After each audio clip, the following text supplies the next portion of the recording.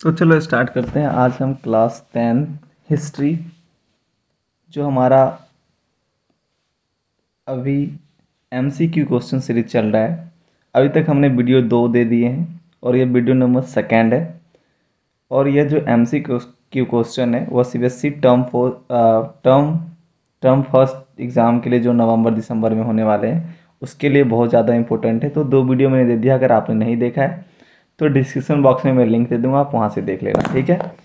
और कोई प्रॉब्लम हो तो व्हाट्सएप पे हमें आप मैसेज सेंड कर सकते हो, कुछ पूछ सकते हो। डिस्क्रिप्शन बॉक्स में व्हाट्सएप नंबर दे दूंगा। और ये वीडियो उन सभी बोर्ड के लिए जो एनसीईआरटी फॉलो करते हैं, चाहे बिहार बोर्ड हो, सीबीएसई हो, यूपी हो, दिल्ली बोर्ड हो, झारखंड बोर्ड हो, कोई भी बोर्ड हो, ठीक है। तो हिस्ट्री चैप्टर फर्स्ट, यूरोप में राष्ट्रवाद का उदय का, या चैप वीडियो नंबर थर्ड। अभी तक मैंने 2 वीडियो में 40 ऑब्जेक्टिव क्वेश्चन दे चुके हैं, ठीक है। और ये अभी हमारा 20 क्वेश्चन और होंगे। इसके बाद जो हमारा वीडियो होगा यूरोप में राष्ट्रवाद का उदय, हुआ होगा फोटो वाइज, यानी कि जो फिगर हैं आपके उससे जो क्वेश्चन पूछे जाएंगे उस पर उससे रिलेटेड होंगे। अगर बच्चे इंटरेस्टेड होंगे तो मैं अगला वीडियो बनाऊंगा, अदरवाइज मैं 12th का बनाऊंगा, ठीक है। तो चलो विदाउट टाइम वेस्ट करते हुए चलते हैं, क्वेश्चन नंबर 41 पे आते हैं। क्वेश्चन नंबर 41 है कि मेथ्सनी, कभी कभी आपको जूसेपी मेथ्सनी आपको दिखेगा, कभी कभी मेजनी दिखेगा, तो दोनों सेम है। उनका जन्म कहाँ हुआ था? यहाँ पे जनेवा है और जनेवा है, इन दोनों में बच्चे कंफ्यूज होंगे और कभी कभी गलत आंसर मार के आएंगे, ठीक है। तो आपको समझना है जो जनेवा है, जनेवा यह सिटी ऑफ क्या है? इटली है, ठीक है। यह सिटी ऑफ इटली है। और जो जनेवा है यह सिटी ऑफ स्विट्जरलैंड है, स्विट्जरलैंड है, ठीक है। तो आपको ध्यान रखना है दोनों एक नहीं है। तो मेजनी का जन्म जो है, मेथ्सनी या मेजनी का जन्म जो है जनेवा में हुआ था, जनेवा में नहीं हुआ था, ठीक है। दोनों अलग अलग जगह, दोनों एक जगह नहीं है, तो आपको ध्यान रखना है इस बात का। चलते हैं आगे। इनमें से कौन सा देश वियना संधि का भाग नहीं है? तो सबसे पहले आपको पता ना वियना संधि में था कौन कौन सा देश।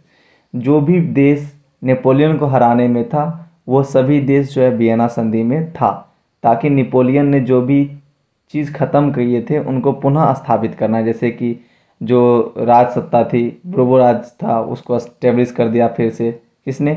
4 देश ने मिलके जो नेपोलियन को हराया था वाटरलू की लड़ाई में।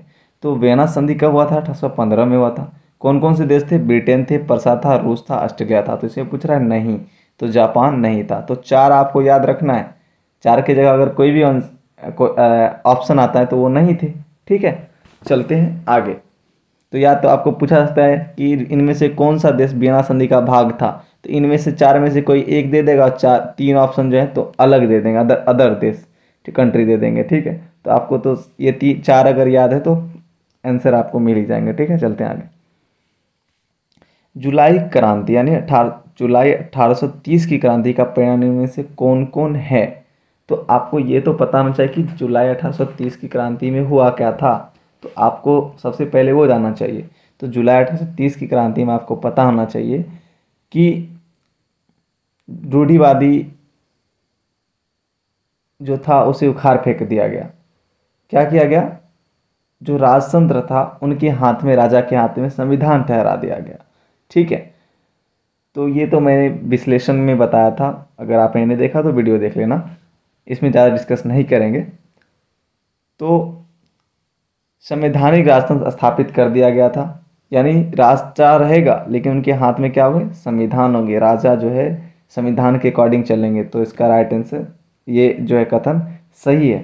परिणाम जो जुलाई क्रांति के आए थे तो ये आए थे। उसके बाद आया कि इनको इसका अध्यक्ष, देश का अध्यक्ष बना दिया गया लुई फिलिप को, इनके हाथ में संविधान दे दिया गया, ठीक है। तो ये भी सही है। United Kingdom of the Netherland से ब्रुसेल्स अलग हो गया, इस क्रांति का ही परिणाम है, तो आपको ध्यान रखना है। तो ये भी सही है। तो उपयुक्त सभी क्या हो जाएगा? इसका राइट आंसर होगा। तो क्या क्या परिणाम हुए जो आपको देखने को मिल गया। चलते हैं आगे। क्वेश्चन नंबर 44, किस संधि के बाद यूनान को एक स्वतंत्र राष्ट्र के रूप में मान्यता प्राप्त हुई? तो आपको पता होना चाहिए कि यूनान को यूरोपीय सभ्यता का पालना भी करते हैं, तो आपको ध्यान रखना है। और यूनान अंततः 1832 में एक संधि होता है और स्वतंत्र राष्ट्र घोषित कर दिया जाता है। तो वह संधि था कस्तूतुनिया की संधि, ठीक है। चलते हैं आगे।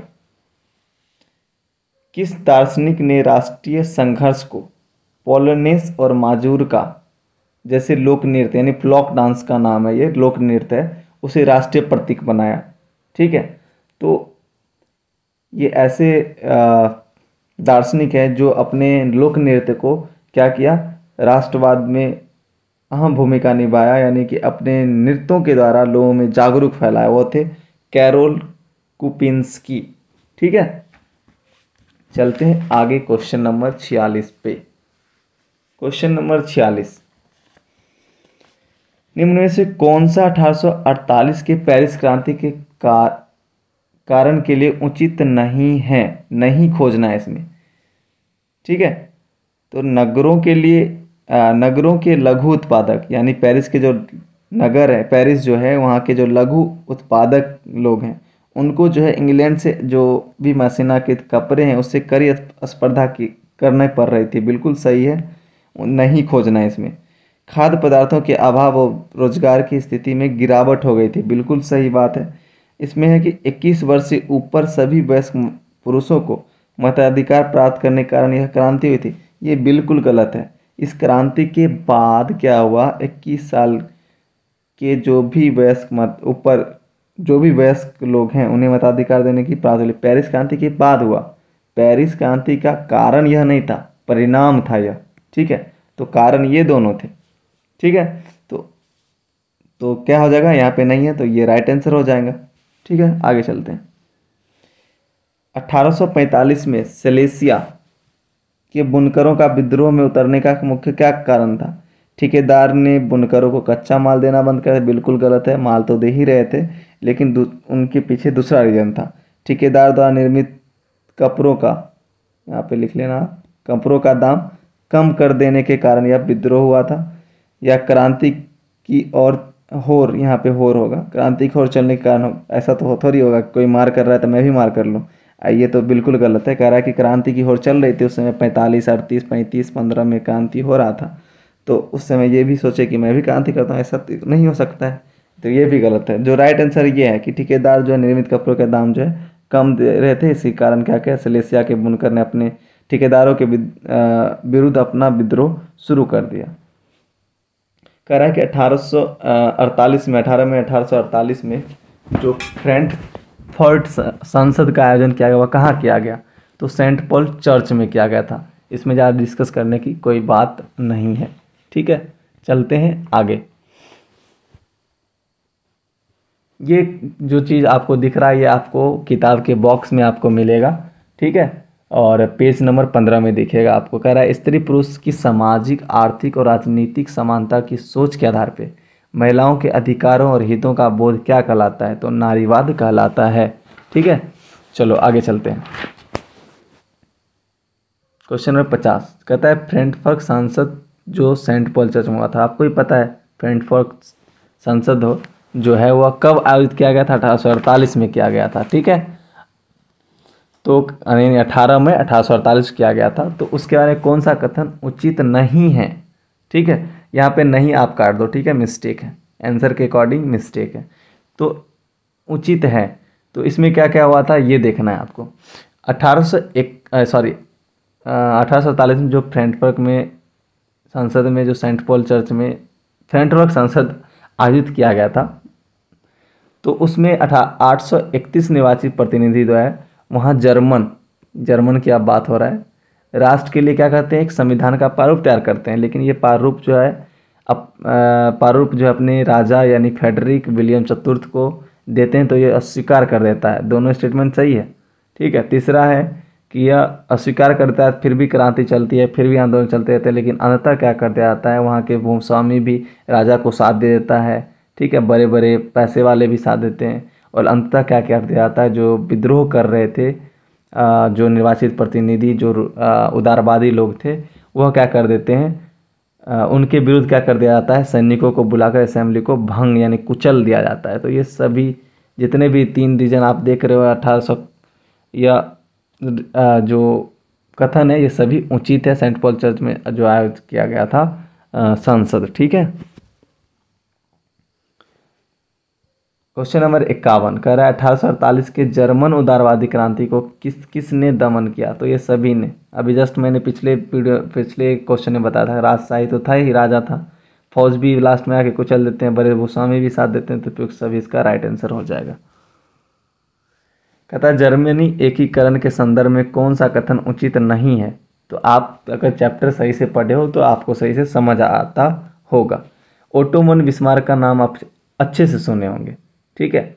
ओटोमन बिस्मार्क जो है, आपको पता होना चाहिए जर्मनी के एकीकरण में पर्सा का बहुत अहम भूमिका होता है। अब पर्सा के मंत्री जो होते हैं, जो ओटोमन बिस्मार्क होते हैं, उनका बड़ा योगदान होता है।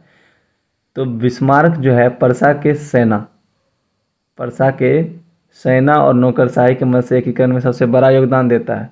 और पर्सा जो है 7 साल के दौरान ऑस्ट्रेलिया, डेनमार्क और फ्रांस के 3 युद्धों में जीत प्राप्त करके एकीकरण की प्रक्रिया पूर्ण करता है। तो ये दोनों तो स्टेटमेंट सही है अगर आपने किताब पढ़ा है सही से तो।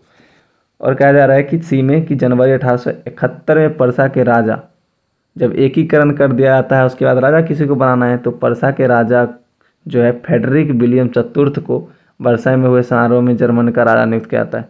बिल्कुल गलत। कहा जा रहा है कि पर्सा के राजा जो फ्रेडरिक विलियम चतुर्थ थे, उन्हें जर्मन का राजा बना दिया था 1871 में। बिल्कुल गलत, क्योंकि फ्रेडरिक विलियम का मृत्यु 1861 में होता है, तो 71 में कैसे बना सकता है जर्मन का राजा, ठीक है।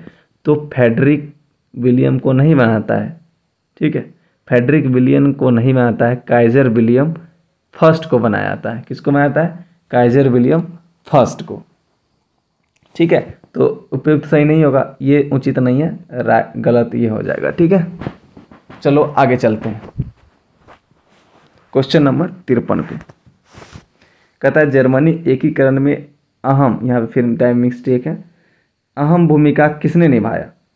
Kaizer William, Johann Gottfried, Duke Metternich. ये बहुत बाचाल था, आपको स्टेटमेंट की बात आपको याद आ रहा होगा। गॉटफ्रेड के बारे में आपको कुछ अगर याद आ रहा है, क्योंकि उन्होंने कहा था कि जर्मनी की संस्कृति जो यहाँ के आम नागरिक में निहित है, ठीक है। और ये जो काइजर विलियम है, काइजर विलियम प्रथम, इनको तो जर्मनी के एकीकरण के बाद 1871 में राजा बनाया जाता है, ठीक है। और जो ओटोमन बिस्मार्क है, ये अहम भूमिका निभाते हैं एकीकरण में, ठीक है। तो इसका राइट आंसर डी हो जाएगा। चलो आगे चलते हैं। जनवरी 1871 में पर्सा के राजा किसे नियुक्त किया जाता है? तो काइजर विलियम प्रथम को। कहीं कहीं पे आपको काइजर विलियम चतुर्थ आएगा, तो वही काइजर विलियम है जो अस्वीकार करते हैं, जिनको कहा जाता है कि पर्सा का राजा बनाया जाता है, यही है फ्रेडरिक काइजर विलियम चतुर्थ पूरा नाम, ठीक है। तो काइजर विलियम प्रथम, ध्यान रखना, प्रथम याद रखना आप, इनको बनाया जाता है कहाँ? जर्मन का राजा। यहाँ पे पर्सा का राजा कैसे आ गया? यहाँ पे मिस्टेक है, जर्मन का राजा बनाया जाता है जब यूनिफिकेशन कर दिया था उसके बाद। इटली का एकीकरण से पहले आपको क्या करना पड़ेगा? मैप पे जाना पड़ेगा। मैप को समझिए आप। इटली जो है 7 राज्यों में विभक्त था। ये हो गया आपको एक, ध्यान रखना सही से, ब्लू वाला पार्ट। ये हो गया आपको 2, ये हो गया आपको 3, ये 4, ये 5, ये रेड वाला 6, और ये आपको ग्रीन वाला जो दिख रहा है, ये दोनों मिला के 7, ठीक है। आपको ध्यान रखना है सही तरीके से। इन 7 में 6 ऐसे राज्य हैं जहाँ पे इटली का शासन नहीं है, इटली का कोई राजवंश का शासन नहीं है। सिर्फ पिडमाउंट और सार्डिनिया, यही 2 जगह है जहाँ पे इटली के राजा का, इतावली राजघरानों का शासन है, ठीक है। और यहाँ जो इतावली राजघराने का शासन है, उसमें राजा का नाम है विक्टर एमेनुअल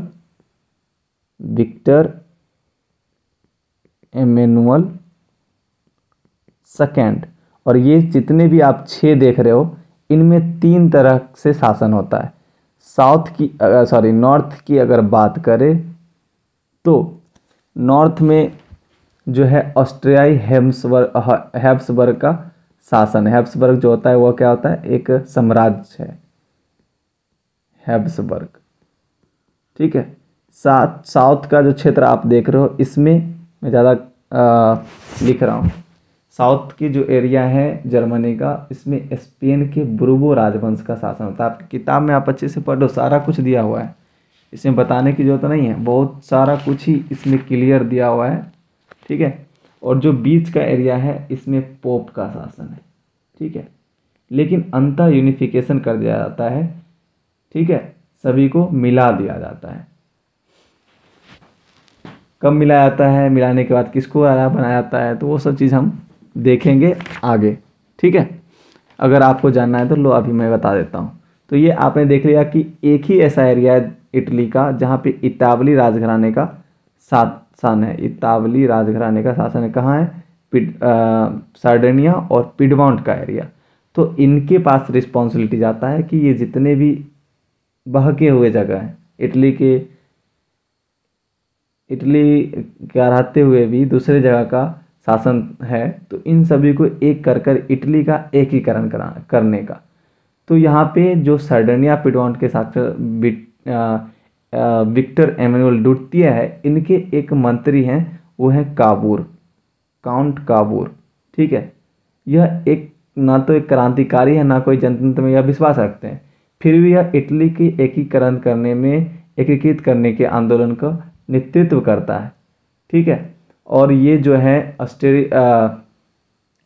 और आपको पता है काबूर और फ्रांस, इन दोनों के बीच अच्छा रिलेशन होता है, और इन दोनों ने एक कूटनीतिज्ञ यानी षड्यंत्र रचता है। और उसके बाद 1859 में, आपको सिर्फ सुनना है, 1859 में जो ऑस्ट्रेलियाई हेब्सबर्ग का क्षेत्र है, इसको बलपूर्वक इसको पराजित कर लिया जाता है और इटली में मिला लिया जाता है। अब बच गए बीच वाले और ये, और इनकी अगर बात करें तो आपकी किताब के अकॉर्डिंग सिर्फ पोप का जो यूनिफिकेशन किया गया है, इसमें गैरीवाल्डी का योगदान बताया जा रहा है, लेकिन जो साउथ का क्षेत्र है उसमें भी गैरीवाल्डी का ही योगदान था। तो गैरीवाल्डी के योगदान की सहायता से क्या किया गया, इसको भी इटली में मिला लिया गया। उसके बाद संयुक्त रूप से इटली का निर्माण कर दिया जाता है। और उसके बाद आपको ध्यान रखना है 1861 में पूर्ण रूप से क्या होता है, इटली एकत्रित हो जाता है, यानी एकीकरण होता है। और इटली के राजा जो है 61 में किसको बनाया जाता है, एमेनुअल द्वितीय को ही बनाया जाता है। ये विक्टर एमेनुअल जो आप देख रहे हो, जो सार्डिनिया पिडमॉन्ट के राजा हुआ करते थे, उन्हें राजा बनाता है। पूर्ण जर्मनी का जब एकत्रित हो जाता है, यानी एकीकरण हो जाता है उसके बाद, ठीक है। चलो अब ज़्यादा डिस्कस नहीं करेंगे, आपने इसका यूनिफिकेशन देख लिया, जर्मनी का यूनिफिकेशन भी देख लिया। अब चलते हैं आगे। एक्ट ऑफ यूनियन, ब्रिटेन की बात की जा रही है।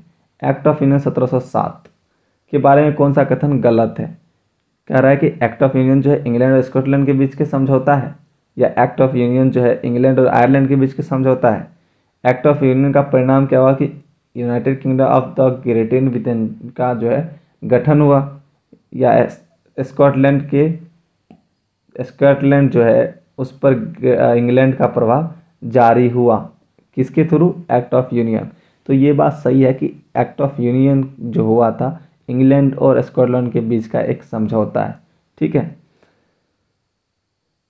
अगर समझौता आयरलैंड से भी होता तो इसी में ऐड हो जाता, लेकिन छोड़ो, इसको उतना डिस्कस नहीं करते हैं। तो ये आपने देख लिया कि एक्ट ऑफ जो यूनियन है 1707 का, वो इन दोनों के बीच समझौता है, और इसका परिणाम हुआ कि United Kingdom of the great Britain बनता है, ठीक है। और इंग्लैंड का जो शासन है स्कॉटलैंड पे प्रभावशाली हो जाता है। तो ये राइट आंसर है, गलत, ठीक है। ये तीनों होता है एक्ट ऑफ यूनियन में। अब आपको ध्यान रखना, जब एक्ट ऑफ यूनियन इंग्लैंड और स्कॉटलैंड में होता है तो इंग्लैंड जो इस पर प्रभावी हो जाता है, और स्कॉटलैंड का जो खास संस्कृति और राजनीतिक संस्थाएं होते हैं उसे योजनाबद्ध तरीके से इंग्लैंड जो है कुचल देता है। और यहाँ के जो नागरिक होते हैं, जो कैथलिक कुल से होते हैं, वैसे जो इंग्लैंड के लोग हैं वह प्रोटेस्टेंट धार्मिक संगठन से हैं, ठीक है। और ये कैथलिक हैं, कैथलिक धार्मिक संगठन से, ठीक है। दोनों अलग अलग संगठन यानी कि धर्मों से, धार्मिक संगठन से डिवाइडेड हैं। तो स्कॉटलैंड के जो भी कैथलिक लोग होते हैं, उनका जो कह सकते हो जो भाषा बोलते हैं, गौलिक भाषा बोलते हैं, ये कौन, स्कॉटलैंड के लोग, ठीक है। उनका राष्ट्रीय पोशाक है, उन सभी चीज़ को धीरे धीरे कुचल दिया जाता है, इनके राष्ट्रीय पोशाक को पहनने की भी अनुमति नहीं दी जाती है। ठीक है, कहने के लिए कह सकते हो कि स्कॉटलैंड के साथ ऐसा किया जाता है, एक्ट ऑफ यूनियन जब इन दोनों के बीच समझौता किया जाता है, इंग्लैंड स्कॉटलैंड पे प्रभावशाली होता है, ऐसा इनके साथ व्यवहार किया जाता है कि कुछ लोग जो है स्कॉटलैंड के, उन्हें अपने देश छोड़ना पड़ जाता है, छोड़ने के लिए बेबस हो जाते हैं। ठीक है, चलो अब बच जाता है आयरलैंड। अगर हम ब्रिटेन का यूनिफिकेशन करते हैं तो आपने देख लिया स्कॉटलैंड तो मिल गया, अब सिर्फ बच जाता है आयरलैंड। आयरलैंड मिल जाता है तो ब्रिटेन का यूनिफिकेशन हो जाता है, यानी कि एकीकरण हो जाता है। तो आयरलैंड को कैसे मिलाएगा? आयरलैंड में कैथोलिक लोग हैं। ठीक है, कैथोलिक भी हैं और प्रोटेस्टेंट्स भी लोग हैं। ठीक है, तो देखो इंग्लैंड जो है प्रोटेस्टेंट्स का साथ देता है, तो यहाँ पे देता है प्रोटेस्टेंट का साथ और कैथोलिक का विरोध करता है। ठीक है, इसी के साथ कैथोलिक को भी हरा दिया जाता है और कैथोलिक आयरलैंड को भी क्या कर ज़बरदस्ती बलपूर्वक यूज करके इंग्लैंड में मिला दिया जाता है, यानी कि ब्रिटेन का यूनिफिकेशन यानी एकीकरण कर लिया जाता है। कहता है निम्न में से कौन आयरलैंड में ब्रिटिश प्रभुत्व के खिलाफ कैथोलिक विद्रोह करता है, कैथोलिक विरोध का अगुवाई करता है? तो आपको मैंने बताया था कि आयरलैंड जो है कैथोलिक धार्मिक संगठन से है और ब्रिटिश जो है वह प्रोटेस्टेंट्स। ठीक है, तो जो वोल्फ टॉन है ये जो है कैथोलिक विद्रोह का अगुवाई करता है। ठीक है,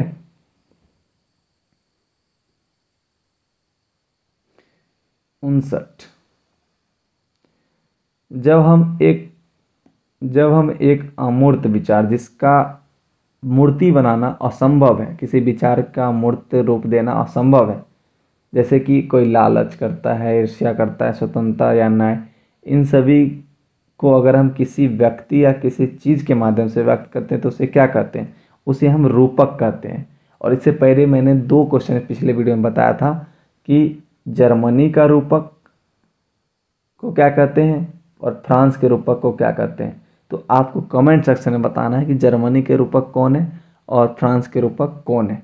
ठीक है, तो वीडियो कैसा लगा हमें कमेंट सेक्शन में बताना, और होप कि इस 60 क्वेश्चन से बाहर कोई क्वेश्चन ना हो, क्योंकि मैंने पूरे चैप्टर से एक भी क्वेश्चन छोड़ने की कोशिश नहीं किया है, सभी बता दिया है। और आपके रिस्पॉन्स, आपके व्यूज़, आपके लाइक कमेंट से डिपेंड करता है कि मैं फिगर वाला वीडियो आगे बनाऊं या ना बनाऊं।